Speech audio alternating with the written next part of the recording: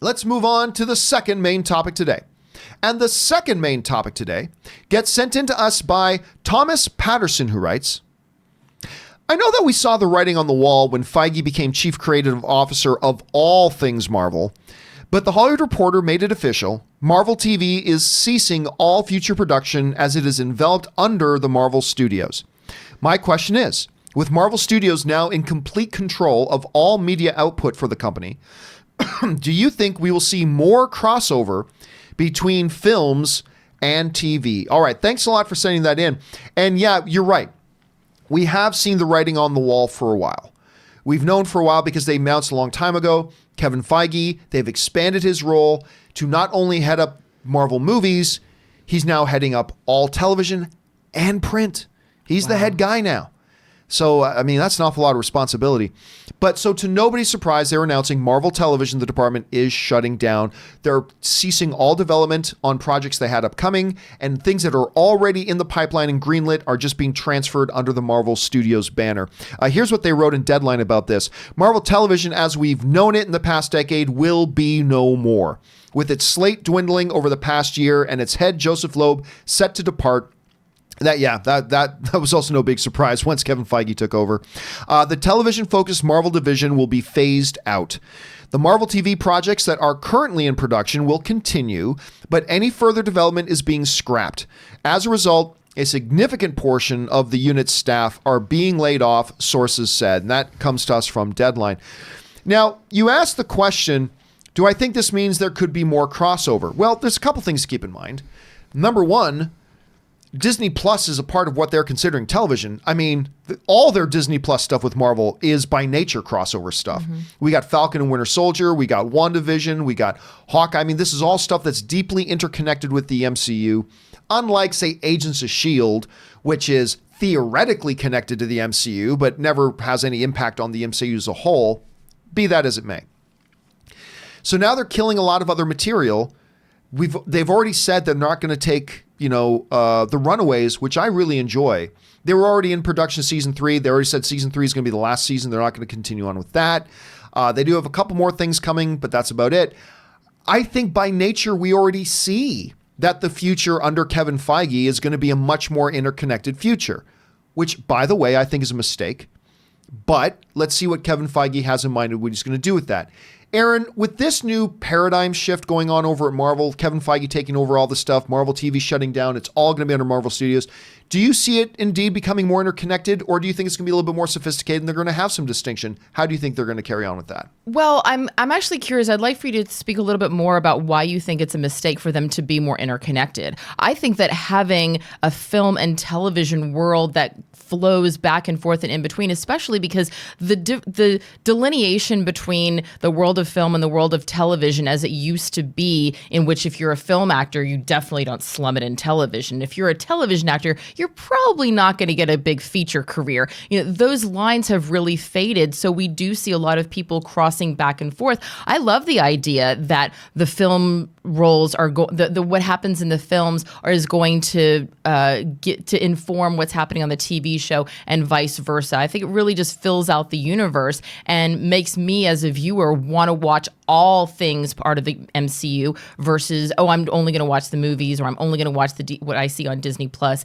So I like the idea of integration. I see them going more in that direction, especially with Disney Plus and with Kevin Feige being in charge of the overall umbrella. Why do you think that's a bad idea? I think this is an argument I've been having with people for a long time. I think the main leap's because it limits your creativity vastly.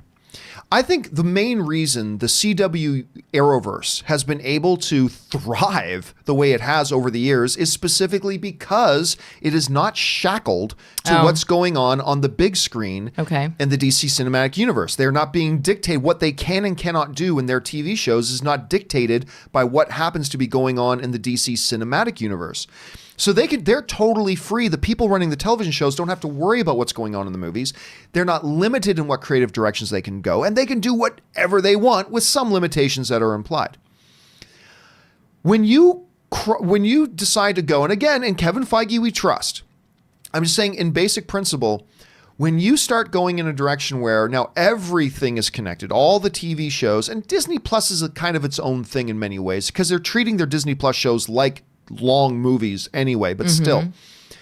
What you're now basically doing is you're putting handcuffs on your television creatives.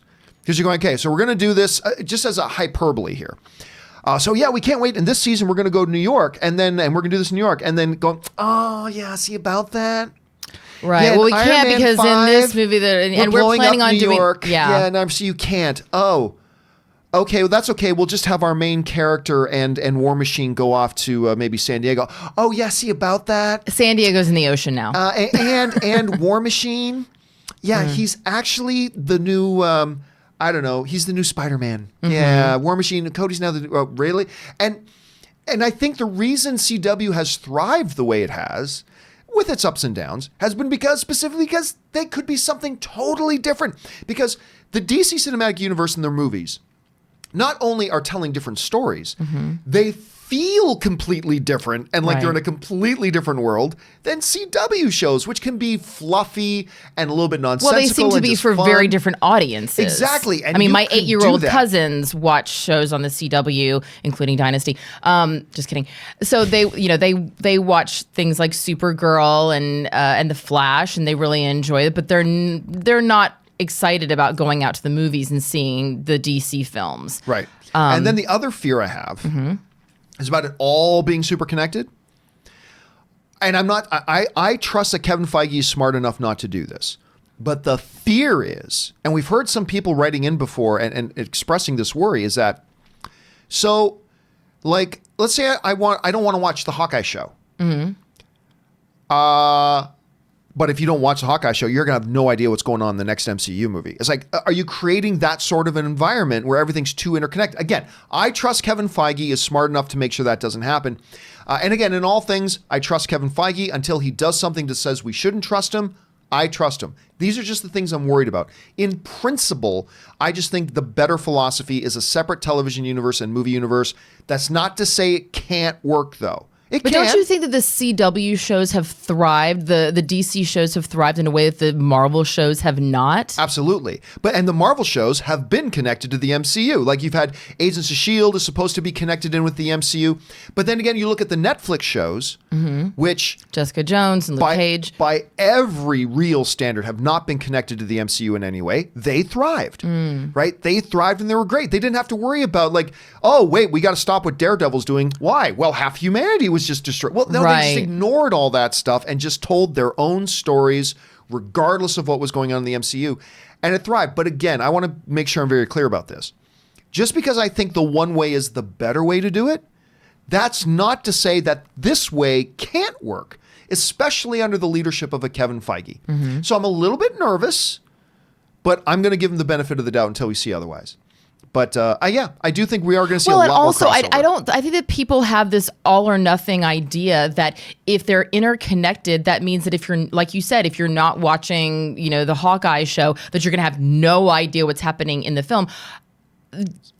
As we've seen in the films, you can watch Civil War, and yes, if you haven't seen all of the other MCU films, you're not going to understand everything, but it's still a very enjoyable movie. You're not going to sit there and go, I have no idea what's happening. You get it. They make these films so that people can ingest them as individual projects, but you're going to enjoy them that much more and have that much more understanding and depth if you've seen all of the other ones. So I don't think we're ever going to see a world in which you're not going to understand anything that's happening in a new movie because you didn't see this entire series. Just like I haven't read any of the comic books, but I'm still able to enjoy the films and the television shows. And I hope they keep on with that philosophy. If they do, great. Because I know some people got very worried when they're saying, what happens in WandaVision, the Disney Plus show, directly impacts the upcoming Doctor Strange movie. It's like, wait a minute, so now you're saying I have to watch WandaVision if I'm going to get Doctor Strange? But look at what's happening with Mandalorian.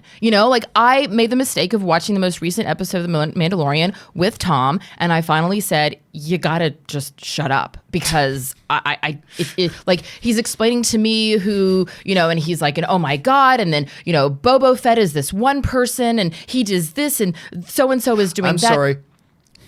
Can you say that name again? Boba Fett? B-O-B-A. Boba. Oh. Boba Fett.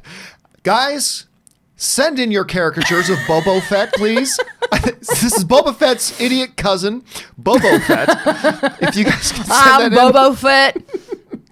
Anyway. Boba Fett comes from Huntsville, Texas. That's where I'm from. And that's why I don't know how to pronounce his damn name.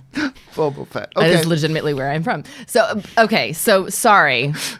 But I'm just saying, I'm watching The Mandalorian. I'm trying to enjoy it. And then I've got like Nerd Alert over here in my ear yapping husband. about my husband, who I literally, every time he starts like going off on his Star Wars blah, blah, blah, I'm like, okay, Nerd Alert, I can't focus on. He goes, I'm trying to help you understand it. I said, I'm understanding it just fine until you start shouting out all these weird names. And, you know, so like, he's like, oh, the cantina. I'm like, yeah, it's a bar. It's a big deal. All right, guys. Question is, what do you feel about all that with the new the shutting down of Marvel TV, looping all into Marvel Studios? Jump down to the comment section below and let me know your thoughts. All right.